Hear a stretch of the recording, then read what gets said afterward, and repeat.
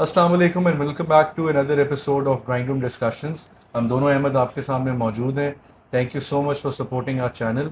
आज हमारा जो टॉपिक है अहमद वो है एजुकेशन, जिसके अंदर मेट्रिक है, ओ लेवल्स है और बेसिक बुनियादी जो हम एजुकेशन हासिल करते हैं, जहाँ से प्ले ग्रुप से स्टार्ट होता है हम्म। और आपकी 10th या 11th तक जाता है। हम्म। हाँ, ट्रू यार। और इस सतह पे अगर देखें तो मेरा ख्याल है कि सबसे बड़ा सवालिया निशान तो यही है कि पाकिस्तान में इस वक्त कम से कम 4 एजुकेशन सिस्टम्स जो मैं गिन सकता हूँ। एक तो हमारा ये है कि भाई मदरसा का, ऐसे ही क्योंकि वो मदरसे भी में बहुत आप इम्पोर्टेंट हाँ है। पढ़ते हो, और फिर ये है कि मेरे ख्याल उनका कुछ इक्विवेलेंस का सीन है, हम्म, आपको मैट्रिक की सनद दे देते हैं अगर आपकी मदरसे वाली एजुकेशन है। दूसरा फिर हमारा ये Punjab text book board, Sindh text book hmm. Board जो हम और आप जिसमें पढ़े हैं। उसके बाद फिर आपका फेडरल आ जाता है, फिर हाँ। भाव ये बलूचिस्तान का आ जाता है। हाँ, अच्छा, हाँ। फिर उसके बाद ओ लेवल हम्म। कैम्ब्रिज का। तीसरा ये, और चौथा जो मेरे ख्याल फ़िलहाल सिर्फ कराची में, वो है आगा खान बोर्ड। हाँ। तो ये 4 मेरे ख्याल डिफरेंट निज़ाम तालीम कह लो या हम्म। डिफरेंट स्कीम ऑफ स्टडीज़ कह लो जिसमें हमारे बच्चे पढ़ते हैं। तो सबसे बड़ा सवाल तो यही आता है कि यार एक मुल्क में 4 पैरेलल निज़ाम तालीम क्यों चल रहे हैं, और क्या इसको एक किया जा सकता है, या ये एक हो जाना चाहिए, या किस तरह होगा? क्योंकि यार इसी तरह ही है। अब आप देखो, बुनियादी तौर पे जब एजुकेशन शुरू होती है तो चाहते ना चाहते हुए भी मदरसे वाले की स्कूल वाले से एक अनकही रिफ्ट होगी। ऐसे ही मदरसे वाले की ओ लेवल वाले से, या इवन हम मैं मैट्रिक जो मैंने किया है तो मैट्रिक मेरे और ओ लेवल्स में भी बड़ा डिफरेंस आ जाता है। बिल्कुल ऐसे ही हाँ। है, बिल्कुल ऐसे ही है। तो बुनियाद से ही एक हम्म। रिफ्ट हमें लगता है कि अस वर्सेस दे वाला जो या एक वो है ना, कि हम अलग हैं और ये अलग हैं। वो एक फैक्टर जो है वो, जैसे कहते हैं ना कि वो जंग चल रही है, अजीम जंग चल रही है स्टूडेंट्स हम्म। के बीच में बड़े अरसे से। हम्म। हम्म। और इसके अंदर एक और भी अहमद कि मतलब ये देखा जाए कि पाकिस्तान जब से बना हम्म। और अब तक हम्म। जो मैट्रिक के अंदर जितनी भी बुक्स हम पढ़ रहे हैं, हम्म। चाहे वो हिस्ट्री हो, वो जोग्राफी है, वाक हम्म। स्टडीज़ हो गई, उसके बाद इस्लामियात हो गई, सारे से सब्जेक्ट्स, केमिस्ट्री, बायोलॉजी, मैथ्स हो गया, लिटरेचर हो गया, उर्दू लिटरेचर हो गया, सिंधी हो गया, हम्म। साइकोलॉजी हो गया, जितने भी ये कंप्यूटर साइंसेज हो गए, ये वही किताबें, हम्म। वही चीज़ें, हम्म। और सिर्फ इनकी जिल्द जो है वो चेंज कर दी जाती है हम्म। और वही हमें पढ़ाया जाता है। इवन दो मैं और तुम भी, हम्म। मतलब तुम और मैं, हम दोनों जो है वो जिस जगह से हमने तालीम हासिल हम्म। की वो best of the best school था। हाँ, ट्रू। और ट्रू। उसके ट्रू। बाद जब हमने वहाँ से निकले और जब हमारा ताल्लुक हुआ बहुत सारे ऐसे लोगों के साथ जो कि अलग अलग स्कूल और बोर्ड से पढ़ के हम्म। आए हुए थे, बड़ा एक डिफरेंस था। हम्म। मतलब हमारी स्कूलिंग किस तरह थी और हम हम्म। अब क्या हैं, और हमारी आगे तालीम जो है वो हम्म। किस तरह चली, मतलब ये पूरी एक जर्नी थी। हम्म। मगर इस जर्नी के ना जो मेनली जो पॉइंट में जो मेरा बड़ा अरसे से दिल चाह रहा था कि बात की जाए, वो ये कि हमें क्यों नहीं स्किल डेवलपमेंट के ऊपर हम्म। लाया जाता। कि जब एक बच्चा प्ले ग्रुप से नर्सरी में आया, नर्सरी के बाद वो केजी, केजी के बाद वो KG 1 या KG 2 में गया, उसके बाद जो है जब वो क्लास 1 ऑनवर्ड्स जाते हैं तो एक तो इतना ज़्यादा किताबों का थैला हम्म। और वो छोटी सी नन्ही सी जान, हम्म। और वो फिर पढ़ रहा है, वो पढ़ रहा है, वो पढ़ रहा है, और हम्म। उसका कोई भी बुनियादी आपको जो अब की ज़िंदगी जो हम जी रहे हैं उसके हम्म। अंदर उन किताबों का कोई फ़ायदा नहीं है। हम्म। मतलब कोई स्किल डेवलपमेंट नहीं हमारी, हम्म। कंपेटिटिव जो है वो स्टडीज़ हमारी वैसी नहीं थी। हम्म। हमारे पास जो है वो बहुत सारी रिसोर्सेज में कमी थी हम्म। कि हमें इंसाइक्लोपीडिया जो दिए गए वो भी कभी पुराने थे तो कभी कुछ नए थे, फिर हम्म। हमें लाइब्रेरी के सेशंस कम होते थे। हम्म। मतलब ये बहुत सारी ऐसी चीज़ें हैं जिनके ऊपर हम्म। हमें कम से कम फोकस करना चाहिए, टीचर्स को भी हम्म। और एजुकेशन सिस्टम को भी, कि एक बिजनेस की तरह ना चलाएं। हम्म। ये कम से कम एक स्किल डेवलपमेंट की एक एकेडमी हो, एक हम्म। एकेडेमिया इस तरह का बनाया जाए कि जहां आपकी नस्ल जो है वो परवान चढ़ सके। ट्रू। यार, अब वही बात है कि एक तरफ हमारे पास करिकुलम है और किताबें हैं, और दूसरी तरफ वो लोग हैं जिन्होंने ये करिकुलम पढ़ाना है, हाँ। जिन्होंने ये जो किताबों में नॉलेज मौजूद है इसको स्टूडेंट तक ट्रांसफ़र करना है। तो फिर अगला सवाल अब इस पे आता है। अब जिस तरह तूने बात की स्किल डेवलपमेंट की, तो अगेन एक करिकुलम होगा, और फिर एक शख्स होगा जो उस करिकुलम को पहले पढ़ेगा, समझेगा, एब्जॉर्ब करेगा, और सबसे इम्पोर्टेंट आगे ट्रांसफ़र करेगा। एग्जैक्टली। ये बिल्कुल हो सकता है कि मैं एक बहुत काबिल आदमी हूँ, एक चीज़ को पढ़ने का, समझने का, एब्जॉर्ब करने की जो मेरी कैपेसिटी है वो बहुत ज़्यादा हो, लेकिन आगे ट्रांसफ़र करने की ना हो। बिल्कुल बिल्कुल ऐसे ही है, तो बिल्कुल ऐसे अगेन फिर उसमें ज़ाहिरी बात है, उस्ताद हमारे इंतहाई काबिल एहतराम है और हमें अपनी नो ज़िंदगी डाउट। में कुछ बेहतरीन उस्तादों से पढ़ने का मौका मिला। लेकिन इस चीज़ पे हमेशा से एक सवालिया निशान रहेगा कि टीचिंग की तरफ कौन लोग आते हैं, टीचिंग की तरफ लोग क्यों आते हैं, और फिर वो जो टीचर्स, अच्छा फिर गवर्नमेंट सेक्टर की अगर बात की जाए फिर तो बहुत ही तो भाई मतलब ये सबसे बड़ी अपॉइंटमेंट ही सवालिया निशान है कि वो कहीं मेरिट पे हो रही है या नहीं हो रही, या उन टीचर्स का क्या लेवल है। या अगेन यार, मैं अक्सर दोस्तों से एक बात करता हूँ कि कोई भी जो प्रोफेशन है ना, वो सिर्फ एक प्रोफेशन नहीं है, वो एक टेम्परामेंट का नाम है। एग्जैक्टली, इसे मतलब हम एक तरह की इबादत भी समझ बिल्कुल सकते हैं कि ऐसे ही है, देखिए आप। बिल्कुल ऐसे ही है। अगर एक डॉक्टर है, उसके वो हसास नहीं है, उसके दिल में दर्द नहीं है, तो फिर वो डॉक्टर डिग्री तो ले ली लेकिन वो टेम्परामेंट वाइज अच्छा, डॉक्टर नहीं है। मेजॉरिटी इसमें मुझे एक चुटकुला याद आया कि हम्म। एक जो हमारे जहाँ जो डॉक्टर साहिबान दोस्त हैं, हम्म। मैंने कहा जी आप लोगों में एहसास क्यों नहीं था? कहता हम्म। है अगर हम एहसास ज़्यादा पैदा करने लग जाए ना, तो हम तो एक से दूसरे पेशेंट के बाद अपना प्रोफेशन ही छोड़ दें, क्योंकि हाँ। बड़ी हाँ। किलिंग और हॉन्टेड चीज़ें हम्म। फेस करते हैं बेचारे, हम्म। कि वो हम्म। डेली बेसिस पे आप वो देख रहे हैं। हम्म। अब थोड़ा सा मैं थोड़ा सा डाइवर्ट कर गया हम्म। बात से। हम्म। बेसिकली जो तेरी बात है वो बिल्कुल सही है कि आपके टीचर्स भी जो इस प्रोफेशन में आते हैं, हम्म। वो भी एक बड़े लर्नेड होने चाहिए। हम्म। कि जिस तरह हम बाहर की और यहाँ का जब हम मुआवजना करते हैं कि जी हम्म। वहाँ का जो बच्चा है जो वो प्राइमरी और सेकेंडरी एजुकेशन ले रहा होता है, हम्म। तो और जो पाकिस्तान का बच्चा, उसमें फ़र्क क्यों है? हालांकि हमारे हम्म। नंबर्स ज़्यादा आते हैं, हमारा हम्म। मेरिट बहुत हाई है, हम्म। और बाहर के जो है वो मेरिट इतने हाई नहीं है हम्म। मेजॉरिटी कंट्रीज़ के अंदर। मगर हमारा ये बुनियादी फेल है कि हम लोग वो लकीर के फ़कीर की तरह उसी डायरेक्शन में जाई जा रहे हैं। मतलब हम्म। हमारे यहाँ बेसिक वो नहीं है कि जो बच्चा है उसको शुरू में ही बता देना चाहिए हम्म। कि यार तुम्हारा ये स्किल बच्चा ज़्यादा है, तुम हम्म। इस स्किल की तरफ अगर कोशिश करोगे तो तुम्हारी ज़िंदगी आगे और बेहतर होगी। मगर ये हम्म। हमें नहीं बताया जाता। हम्म।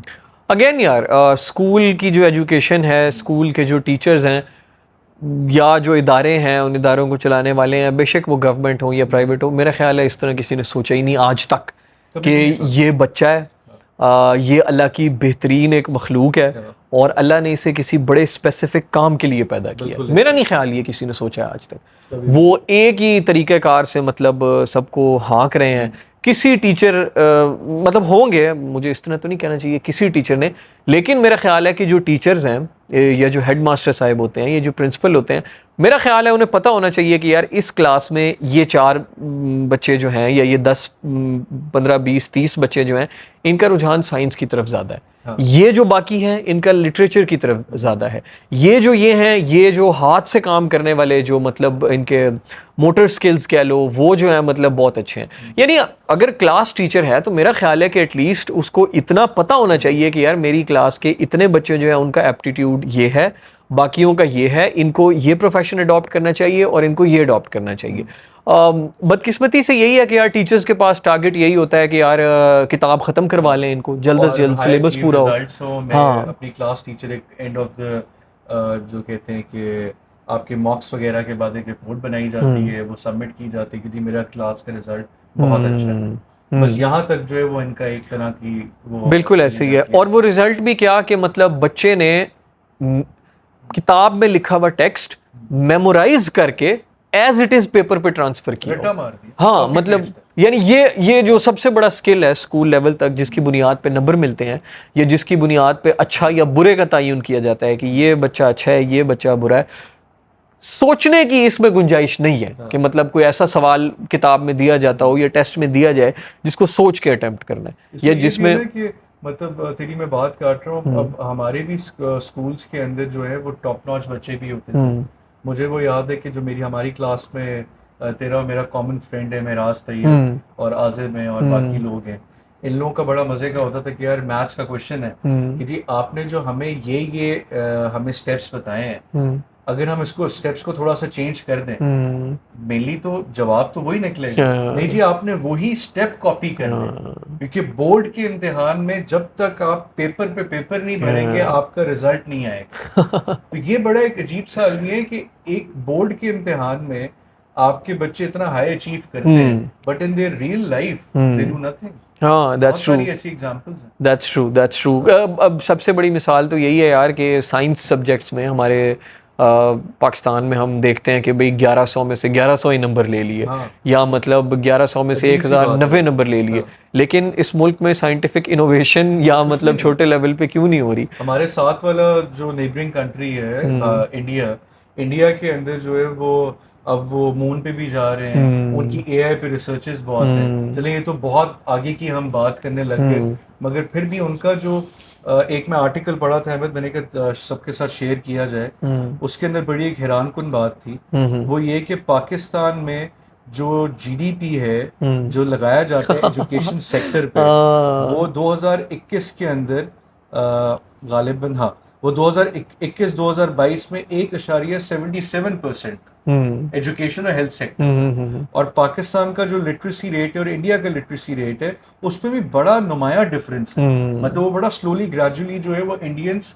बहुत ज़्यादा बेहतरी कर रहे हैं अपने हम्म एजुकेशन सिस्टम में। हम्म मतलब ये एक बड़ी अजीब सी बात है, जो कभी बंदा सोचता है कि हम्म हमारे डिफेंस के बजट पे इतना पैसा खर्च होता है, हम्म हालांकि जो हमारे जो हेल्थ सेक्टर है और जो एजुकेशन सेक्टर है हम्म उसमें बहुत ज़्यादा खर्च होना चाहिए, हम्म क्योंकि ये बुनियादी ज़रूरत है हमारे मुल्क। हम्म।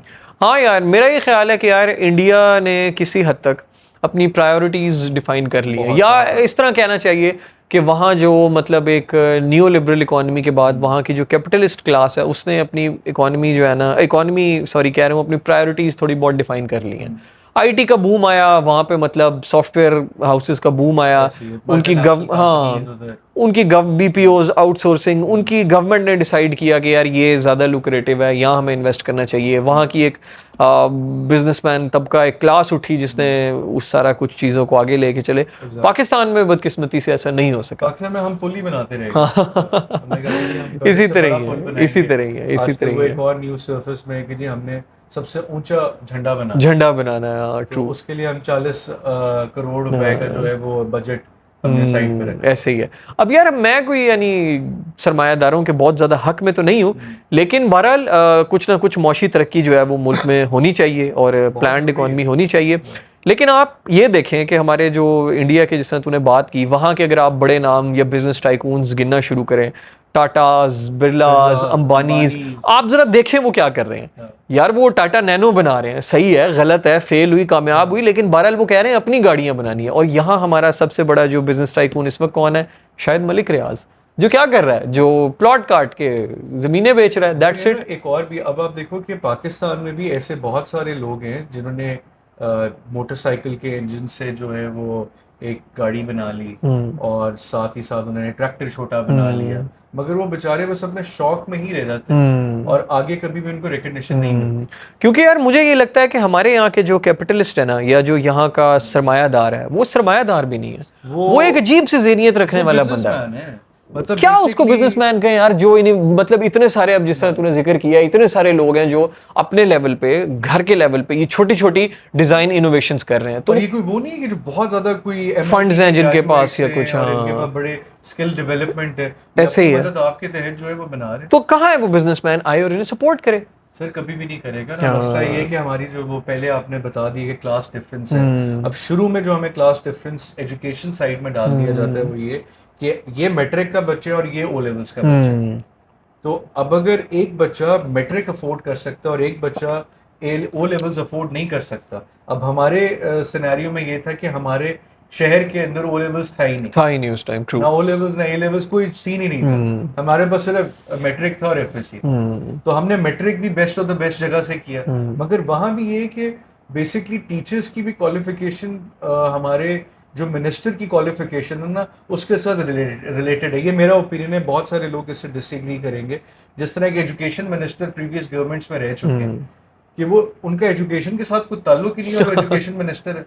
ट्रू। इसी तरह जो टीचर जिनको शौक हो जौक हो कि वो हम्म आपको हिस्ट्री उस तरह पढ़ा सके जिस तरह एक इंसान मतलब मगन हो जाए कि यार अच्छा ये ग्रीक फिलोसफी पढ़ा रहे हैं, अच्छा हम्म पाकिस्तान के अंदर जो है वो ये चीज़ें भी थी। हम्म हमें बताया जाता है ऑन टिप्स जो है हम्म कि हड़प्पा है, टेक्सला है, और उसके बाद मोहनजोदाड़ो है। अब मोहनजोदाड़ो, हड़प्पा, टेक्सला, इसकी ब्रीफ हिस्ट्रीज तो बताई जाए ना, ये सिविलाइजेशन कब शुरू हुई, इसके अंदर पीक टाइम क्या था, क्या नहीं था टाइम, बच्चों को भी शौक हो। फिर इसी तरह तेरा भी बहुत ज्यादा रुझान जो है वो फिलोसफी और शायरी के साथ भी है। अब अगर एक बच्चा एक शेर लिख के आ जाए तो टीचर तो वो शेर ही नहीं पढ़ेगा।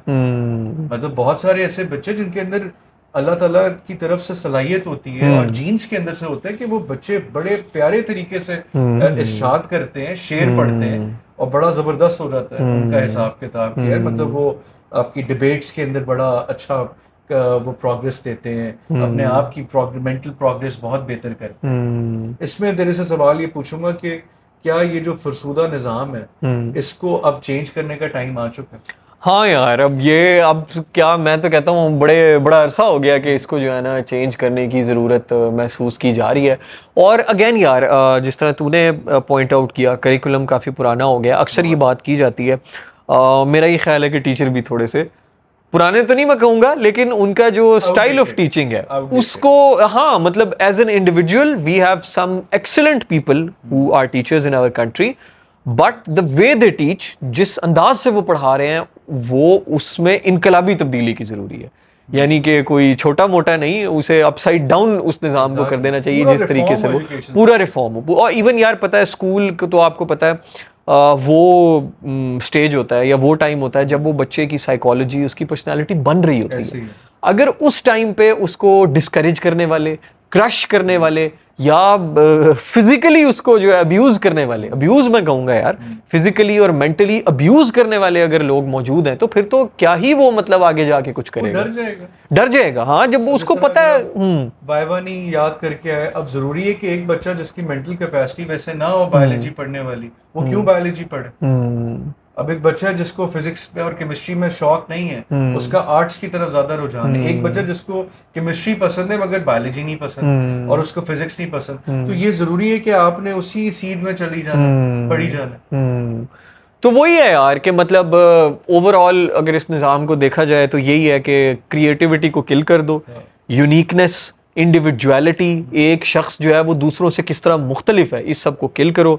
एक जैसा जो है यूनिफॉर्म हो, एक क्लासरूम हो, उसमें सारे दुबक के बैठे रहें, एक ही टेक्स्ट हो, एज इट इज उसको मेमोराइज करें, और जिसने उसको बेहतर रिप्रोड्यूस कर दिया एज इट इज, वही ठीक है। ये मुझे बड़ी इंटरेस्टिंग एक बात याद आ गई, वो कहती है स्कूल और जेलों में क्या फ़र्क है? कोई फ़र्क नहीं है कि एक जैसा जो है वो यूनिफॉर्म है, एक जगह बंद होके बैठना है, एक जेलर आएगा जो कहेगा सबने उसी की माननी है, मखसूस वक्त में एक जगह से हिलना नहीं है, और क्रिएटिविटी की कोई जगह नहीं है। ऐसे ही है।